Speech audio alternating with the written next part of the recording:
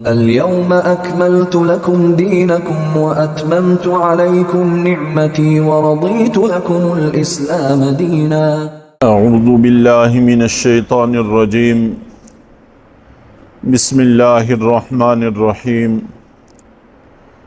فبما نقضهم میثاقهم لعناهم، اور ان بنی اسرائیل کے عہد توڑنے کی وجہ سے ہم نے ان پر لعنت کی، ان کو رحمت سے دور کر دیا۔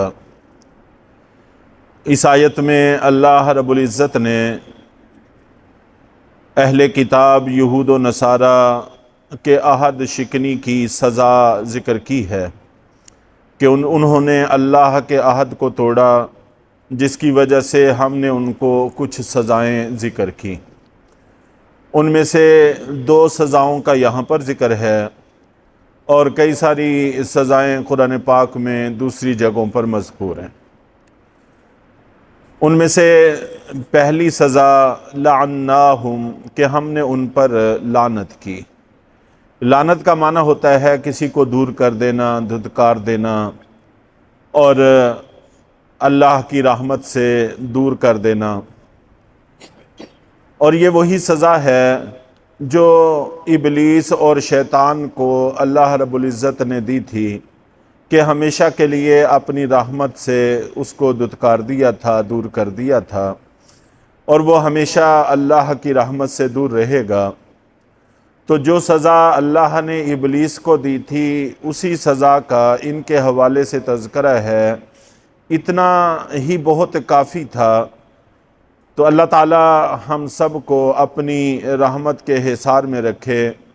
اللہ کے عہد کو توڑنے کا نتیجہ اللہ کی رحمت سے محرومی ہوتا ہے، اس لیے ہم سب کو کوشش کرنی چاہیے کہ اللہ سے عہد نہ توڑیں، چاہے وہ عہد عالم ارواح کا ہو کہ ہم اللہ کو رب مانیں گے، کسی اور کو رب نہیں مانیں گے، چاہے کلمہ پڑھ کر ہر مسلمان اللہ سے عہد کرتا ہے کہ اللہ کے علاوہ کسی کو بھی معبود نہیں مانیں گے، الہ نہیں مانیں گے، اور نبی پاک صلی اللہ علیہ وسلم کو رسول مانیں گے۔ رسول ماننے کا معنی یہ ہے کہ آپ کی اطاعت کریں گے۔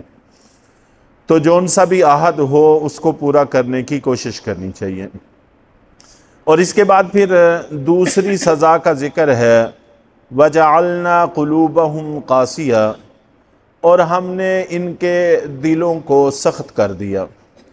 جیسے اللہ کی رحمت سے دور ہونا بڑی سزا ہے، اسی طرح دلوں کا سخت ہو جانا کہ خیر کی کوئی بات دلوں پر اثر انداز نہ ہو، تو یہ بھی بہت بڑی سزا ہے، اللہ کا بہت بڑا عذاب ہے۔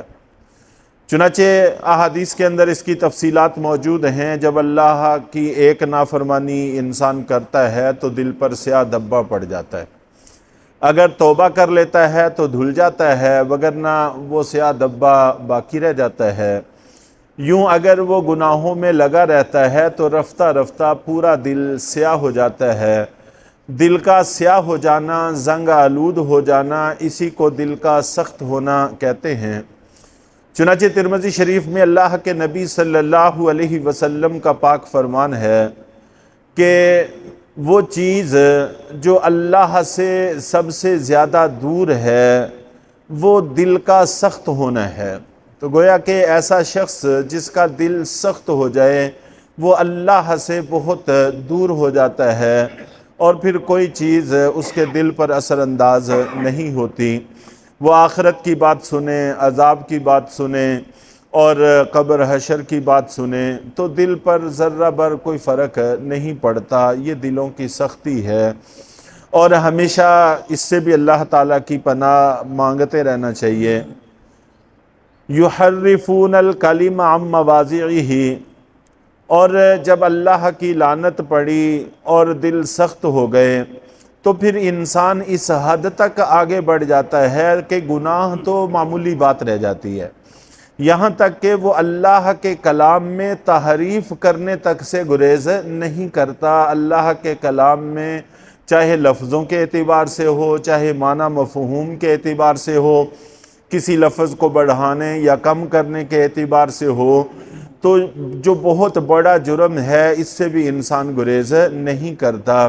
چنانچہ ان کے بارے میں ذکر کیا گیا بنی اسرائیل کے بارے میں کہ یہ کلموں کو، باتوں کو ان کے اصل مفہوم سے ہٹا دیتے تھے۔ یحرفون الکلم عن مواضعہ، ان اپنی اصل جگہوں سے ہٹا دیتے تھے۔ چنانچہ بنی اسرائیل کی کتابیں تورات ہو، انجیل ہو، ان کے بارے میں اللہ کے نبی صلی اللہ علیہ وسلم کے بارے میں واضح پیشین گوئیاں موجود تھیں، اور یہ لوگ اللہ کے نبی صلی اللہ علیہ وسلم کے دنیا میں آنے سے پہلے آپ کے انتظار میں بھی تھے، لیکن جس وقت آپ تشریف لے آئے تو محض حسد کی وجہ سے نہ صرف یہ کہ ماننے سے انکار کیا بلکہ اپنی کتابوں میں ان پیشین گوئیوں کے اندر بھی تغیر اور تبدل کرنے سے گریز نہیں کیا۔ نبی پاک صلی اللہ علیہ وسلم کے بارے میں ہے کہ آپ فاران کی چوٹیوں سے نمودار ہوں گے اور 10,000 کے قدسی الاصل لوگوں کے ساتھ آپ آئیں گے، اور اس میں یہ بھی فرمایا گیا کہ آپ قوموں سے محبت کرنے والے ہوں گے اور قومیں آپ کے قدموں میں جمع ہوں گی۔ تو فتح مکہ کا تذکرہ ہے، فتح مکہ کی بشارت ہے، اور یقیناً فاران کی چوٹیوں سے اللہ کے نبی صلی اللہ علیہ وسلم 10,000 کے لشکر کے ساتھ مکہ پر حملہ آور ہوئے تھے، جس کے بعد پھر مکہ فتح ہو گیا تھا۔ لیکن انہوں نے اس میں بھی 10,000 کے لفظ کو چھوڑ کر لاکھوں کا لفظ ذکر کر دیا تاکہ یہ پیشین گوئی آپ پر صادق نہ آئے اور لوگوں کو تردد اور شبہ ہو جائے کہ لاکھوں کا ذکر ہے، لاکھ تو وہاں پر نہیں تھے، چنانچہ اس سے مراد کوئی اور ہوں گے۔ اس طرح کی حرکتوں سے یہ گریز نہیں کیا کرتے تھے۔ اور ایک واقعہ بھی پیش آیا کہ ایک یہودی جو نسب حسب کے اعتبار سے، مال کے اعتبار سے ذرا بڑا سمجھا جاتا تھا، اس نے شادی شدہ بھی تھا، بدکاری کی، اور بدکاری کرنے کے بعد یہ واقعہ اللہ کے نبی صلی اللہ علیہ وسلم تک پہنچا کہ آپ سے فیصلہ کروا لیتے ہیں۔ چنانچہ یہود اور نصارہ ان دونوں کی عادت یہ تھی کہ اگر کوئی بڑا جرم کر لیتا، جیسا کہ آج کل ہمارے ہاں چل رہا ہے، تو اس پر پردہ ڈالنے کی کوشش کی جاتی، ہیلے بہانوں سے، قانون کی گرفت سے اس کو بچانے کی کوشش کی جاتی، اور اگر کوئی غریب سے جرم ہو جاتا تو اس کے گلے میں شکنجہ اچھی طرح سے کس دیا جاتا، اس کو نجات کی کوئی صورت نہیں دی جاتی تھی۔ تو یہاں پر بھی بعینی ہی ایسا ہی واقعہ پیش آیا۔ چنانچہ اللہ کے نبی صلی اللہ علیہ وسلم نے ان کے سب سے بڑے عالم سوریہ کو بلایا اور اس کو کہا کہ اپنی کتاب میں سے پڑھ کر سناؤ کہ آپ کی کتاب میں اس کی سزا کیا لکھی ہے۔ تو اس بدبخت آدمی نے اس حصے کا شروع کا حصہ بھی پڑھا اور آخری حصہ بھی پڑھا، درمیان سے جو اصل سزا کا لفظ تھا اس کو حذف کر دیا۔ چنانچہ اللہ کے نبی صلی اللہ علیہ وسلم کے ساتھ حضرت عبداللہ بن سلام رضی اللہ تعالیٰ عنہ بھی تھے، جو یہود کے پہلے بڑے عالم تھے اور بعد میں پھر مسلمان ہو گئے تھے۔ انہوں نے نشاندہی کی کہ اس آدمی نے کذب سے کام لیا ہے، جھوٹ بولا ہے۔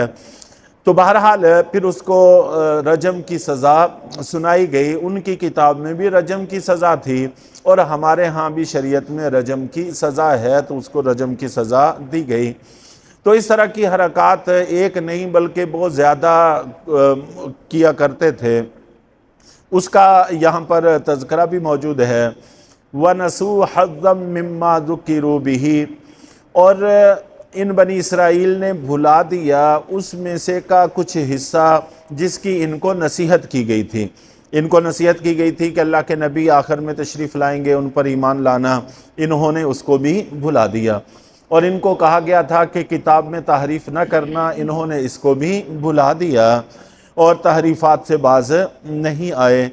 وَلَا تَزَالُ تَطَّلِعُ عَلَى خَائِنَةٍ مِّنْهُمْ، اور آپ اللہ کے نبی صلی اللہ علیہ وسلم سے خطاب ہے کہ آپ ہمیشہ ان میں سے کی ایک ایک خیانت پر مطلع ہوتے رہیں گے، الا قلیلا منہم، ہاں ان میں سے کچھ لوگ تھوڑے سے ایسے بھی ہوں گے جو خیانت سے کام نہیں لیں گے، اور یہ ہر قوم میں ہوتے ہی ہیں کچھ نہ کچھ ایسے لوگ جو خیانتوں کا ارتکاب نہیں کرتے۔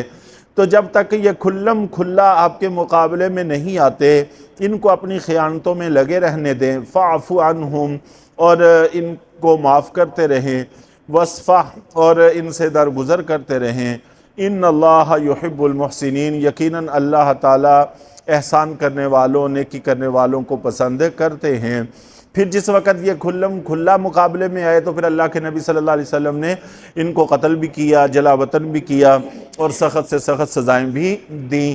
تو اللہ تعالی ہم سب کو بھی تمام عہدوں پر قائم رہنے اور شریعت پر عمل کی توفیق عطا فرمائیں۔